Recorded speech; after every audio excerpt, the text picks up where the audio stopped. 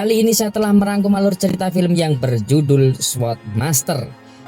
Film ini berkisah seorang pembunuh bayaran yang bercita-cita ingin bertarung melawan pendekar pedang nomor 1 di dunia. Selama 8 tahun ia menciptakan jurus 13 pedang sakti. Tetapi setelah jurus tercipta, pendekar pedang nomor 1 di dunia itu dikabarkan telah meninggal dunia. Khawatir jurusnya tidak bermanfaat, ia kemudian mewariskan jurusnya pada pemuda desa yang lugu. Tetapi siapa sangka muridnya itu adalah pendekar pedang nomor 1 yang dikabarkan telah meninggal dunia. Itu luar biasa. Bagaimana kisah selanjutnya? Inilah alur ceritanya. Tapi pastikan Anda yang belum subscribe di channel ini segera subscribe. Saya ucapkan terima kasih atas dukungannya. Mudah-mudahan Anda semua segera diberikan kesuksesan. Amin ya robbal alamin.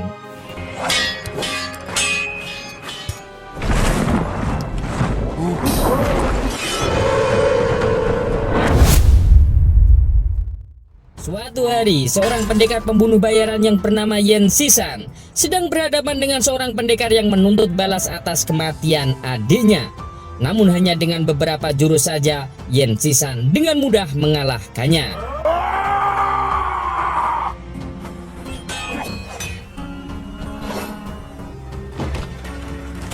Tak selang beberapa lama muncul seseorang yang selalu mengikuti kemana Yen Shisan pergi. Dia adalah pengumpul pedang milik musuh-musuh Yen Shisan yang berhasil dikalahkannya. Dalam sebuah perjalanan, Yen Shisan dihadang seorang pendekar muda bernama Xiao Chu dan Muyung Kyuti. Muyung Kyuti menawarkan bayaran yang besar jika Yen Shisan berhasil membunuh orang yang dimaksud Muyung Kyuti. Kyuti pun bercerita, orang yang harus dibunuh ini adalah kekasihnya sendiri. Ia sakit hati karena di hari pernikahannya kekasihnya meninggalkannya. Kyuti pun rela menunggu sekian lama, tetapi kekasihnya tak kunjung kembali hingga ia memutuskan menikah lagi dengan orang yang tidak ia cintai demi mengakhiri deritanya. Tetapi kekasihnya itu datang lagi pas di hari pernikahannya dan membawanya pergi. Tetapi lagi-lagi dia meninggalkannya. Lelaki itu adalah Xiao Feng, guru ketiga dari perguruan pedang agung.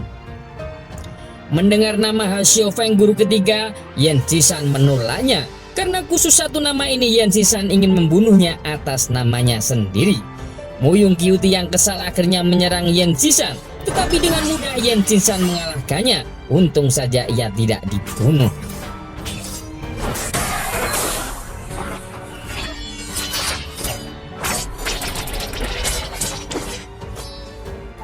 Yen Shisan yang terobsesi ingin berhadapan langsung dengan Xiao Feng pendekar pedang terhebat ini kemudian mendatangi perguruan pedang agung. Ia disambut oleh ayah Xiao Feng, tetapi alangkah terkejutnya dia ketika ia mengetahui kalau Xiao Feng ternyata telah meninggal dunia 37 hari yang lalu. Saking kecewanya, Yen Shisan nekat membelah papan peringatan kematian Xiao Feng. Hal itu membuat para murid yang ada di sana tidak terima. Untunglah ayah Xiao Feng berhasil meredakan keributan itu.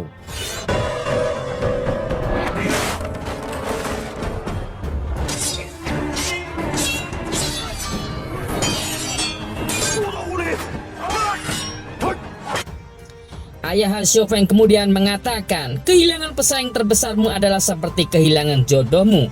Aku mengerti perasaanmu. Mendengar itu, Yen Shisan kemudian meminta maaf dan pamit pergi. Tetapi ia terlihat batuk-batuk dan muntah darah. Sepertinya ada penyakit di dalam tubuh Yen Shisan.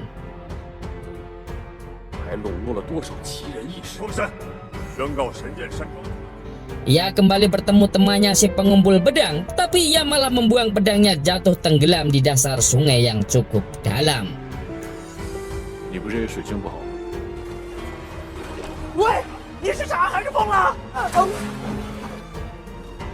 Sementara itu di istana 7 bintang, Muyung Kyuti menjerit histeris mendengar kabar kekasihnya telah tewas.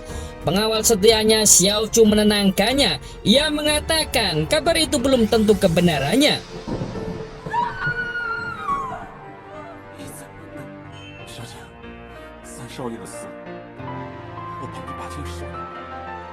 Sementara itu di sebuah kota laut pahit tampak seorang pemuda yang berjalan dengan sempoyongan.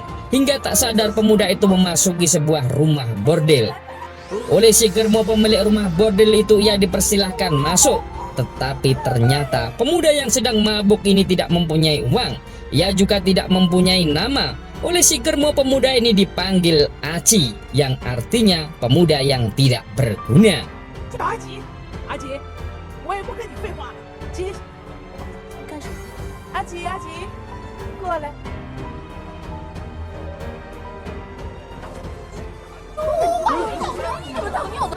Ia kemudian dijadikan pelayan di rumah bordil itu. Sementara itu Yan Zisan terlihat mendatangi seorang tabib terhebat. Ia menanyakan tentang penyakitnya. Sang tabib menjawab singkat bahwa penyakitmu ini karena kerja kerasmu yang berlebihan, juga karena cederamu sejak kecil. Kemudian tabib itu memberikan sebuah pil emas dan mengatakan, pil ini tidak bisa memperpanjang usiamu, tapi bisa menyembuhkan lukamu. Tabib itu juga berpesan, waktumu tidak lama lagi, tinggalkan urusan duniamu. Yan Zisan yang mengetahui umurnya tinggal menghitung hari, ia pergi ke sebuah kuburan. Ia mempersiapkan dirinya untuk menyambut hari kematiannya. Suatu hari di rumah bordil, tampak keributan karena seorang pelanggan tidak mau membayar setelah mendapatkan pelayanan di tempat itu. Aci yang melihat itu langsung menengahinya, yang membuat dirinya harus terkena tusukan beberapa kali di lengan dan perutnya.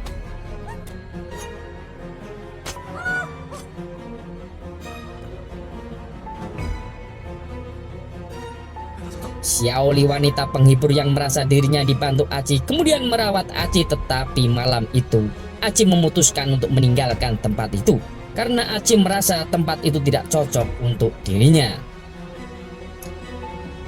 Aci yang tampaknya mengalami beban hidup yang sangat berat ini kemudian ditemukan oleh seorang pemuda desa yang bernama Miao She.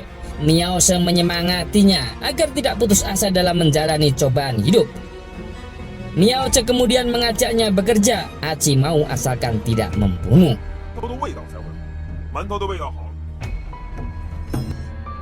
Miao kemudian mengajaknya pulang ke rumahnya. Di rumah itu ibunda Miao She bercerita sebenarnya Miao She punya adik perempuan. Dia bekerja jadi pembantu tapi pulangnya sebulan sekali.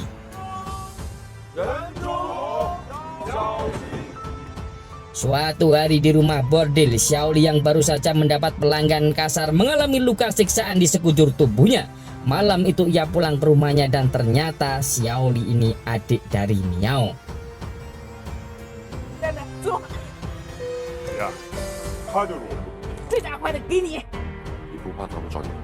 Pagi harinya Aci menanyakan luka di punggungnya dan Xiaoli memutuskan untuk tidak lagi bekerja di rumah bordil itu lagi.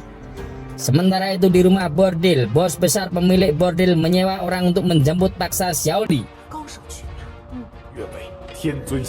Saat Xiaoli berada di sebuah pasar, orang-orang suruhan bos besar datang dan berusaha menjemput paksa Xiaoli.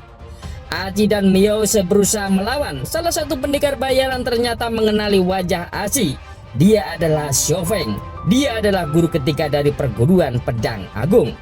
Saat keributan terjadi, datanglah Yan Zisan yang sedang lewat. Ia baru saja memberi sebuah batu nisan untuk persiapan kematiannya.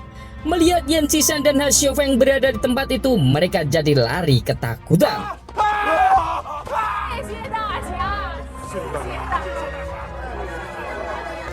Melihat kemampuan Yan Zisan dalam mengalahkan orang-orang suruhan bos besar rumah bordil itu, para warga akhirnya menemui Yan Zisan di pemakaman. Para warga meminta agar Yan Zisan mau mengajari ilmu kungfunya pada Aci. Tetapi Yan Zisan menolak karena sepertinya Aci memang tidak bisa diajari kungfu. Warga pun pulang dengan kecewa.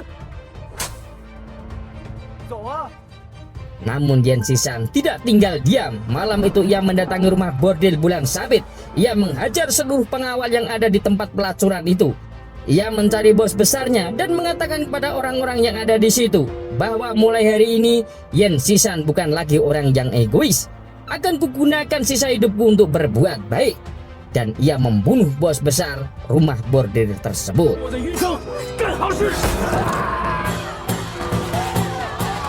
Masyarakat pun menyambut gembira kabar kematian bos besar tersebut.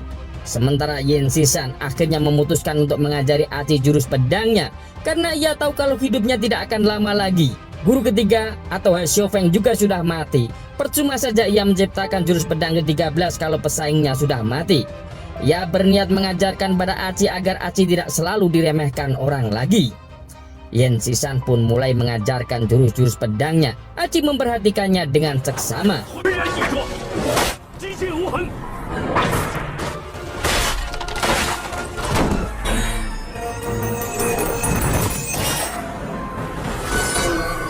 Di akhir jurusnya tampak Yan Xishan sempoyongan, memperlihatkan kalau dirinya menderita penyakit dalam yang cukup serius.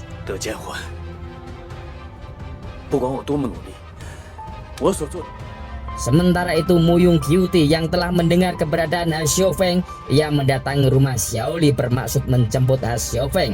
Sebagai imbalan, mereka memberikan beberapa emas untuk keluarga Xiaoli. Ha Xiaofeng akhirnya mengikuti maunya Muyung Qiuti. Karena kalau dia tidak mau ikut, pastinya keluarga Xiaoli dalam bahaya. Di tempat lain di kuburan, Yan Xishan sudah siap menunggu hari kematiannya. Ia memasuki sebuah peti mati. Tak selang beberapa lama temannya datang memberitahu kalau guru ketiga Xiaofeng ternyata masih hidup. Dia adalah Aci, muridmu sendiri. Mendengar kabar Ha Xiaofeng masih hidup, jiwa petarungnya kembali bangkit. Tetapi dia juga sadar bahwa semua jurusnya telah diajarkan kepada Aci. Percuma saja ia melawannya.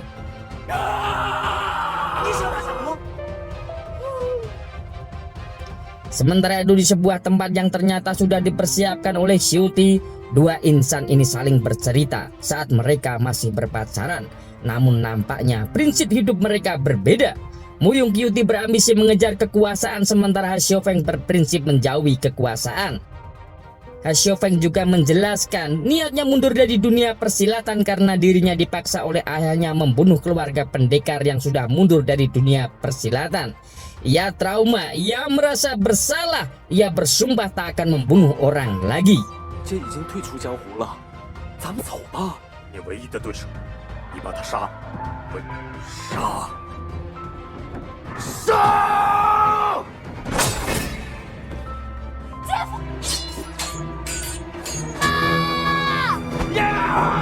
Malam itu Ha Xiaofeng diam-diam meninggalkan Qiuti dan kembali mendatangi rumah Xiaoli. Namun tak selang beberapa lama anak buah Muyung Qiuti datang menyerang Ha Xiaofeng. Xiu Chu, pengawal setia Muyung Qiuti yang tampaknya sangat mencintai Muyung Qiuti, menyerang Ha Xiaofeng dengan serbuk beracun. Tetapi untunglah Yan Xishan segera datang dan menyelamatkan Ha Xiaofeng.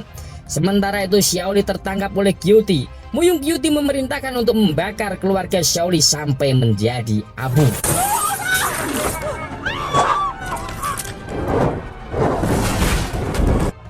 Akhirnya dibakarlah rumah Xiaoli bersama rumah warga lainnya. Perkampungan itu luluh lantak hangus menjadi abu. Pagi harinya Ha Xiaofeng juga Yan Xishan memeriksa keadaan kampung yang sudah terbakar itu. Ia menemukan tubuh ibundanya Xiaoli sudah hangus terbakar. Sementara Xiaoli masih terlihat hidup tetapi mengalami luka bakar yang cukup serius. Melihat itu Yan Xishan memberikan sebuah pil yang ia dapat dari seorang tabib. Ternyata ia masih menyimpan pil itu. Akhirnya jiwa Xiaoli tertolong walaupun harus menderita luka bakar yang cukup parah. Sementara Yan Xishan tampak memarahi Ha Xiaofeng yang hanya diam melihat kebrutalan Muyung Qiuti. Ha Xiaofeng mengatakan, hidupku sudah banyak kejahatan, aku tak ingin membunuh orang lagi. Tetapi Yan Xishan terus memompa semangat Ha Xiaofeng bahwa yang kita perlukan adalah mengalahkan, bukan membunuhnya.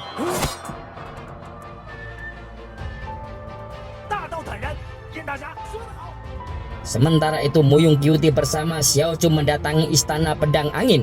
Mereka berniat ingin membumi hanguskan perguruan itu. Mereka menggunakan senjata rahasia beracun hingga murid-murid pedang agung banyak yang tumbang.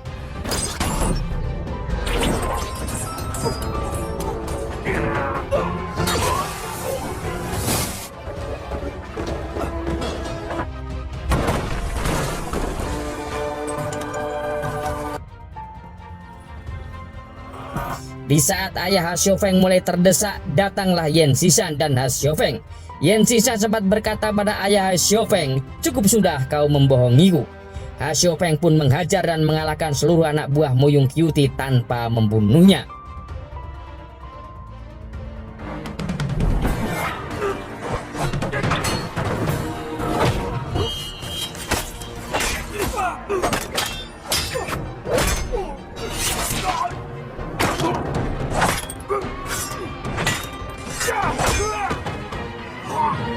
Wuyung Kyuti yang mengetahui Xiao Chu menggunakan orang luar dari klan Wuyung, ia menjadi malu.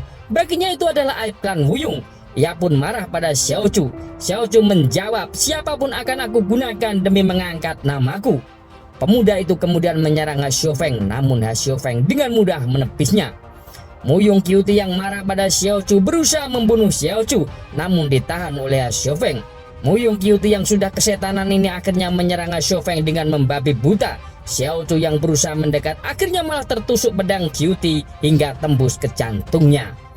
Detik-detik akhir kematian Xiao Chu, ia mengatakan kepada wanita pujaannya ini, menikahlah denganku.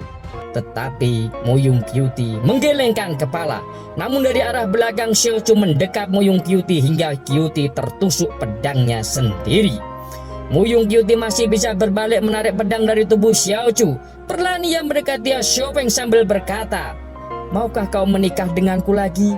Ha Xiufeng menganggukkan kepala, tetapi Kyuti malah menyerang Ha Xiufeng dan pada akhirnya Kyuti tewas di pelukan lelaki yang dicintainya itu. Cinta memang buta. Setelah kematian Wuyung Kyuti dan Xiao Chu, dunia persilatan kembali tenang. Sementara di sebuah tempat Yan Xishan memohon kepada Xiaofeng untuk menerima tantangannya bertarung, walaupun ia tahu sudah pasti kalah melawan Ha Xiufeng karena jurus pedangnya sudah diajarkan semua kepada Ha Xiufeng.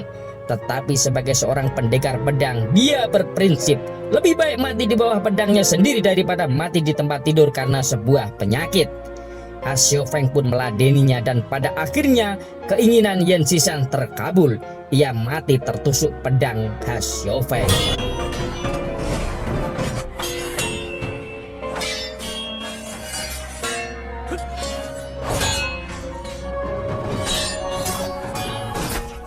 Aduh, harusnya tidak mati ya, kan bisa berdua kemudian mengumpat kejahatan.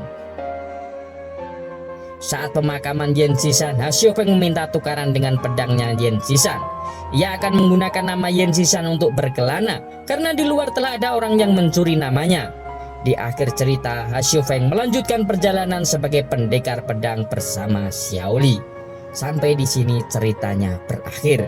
Mohon maaf jika ada salah kata. Sampai bertemu di video berikutnya.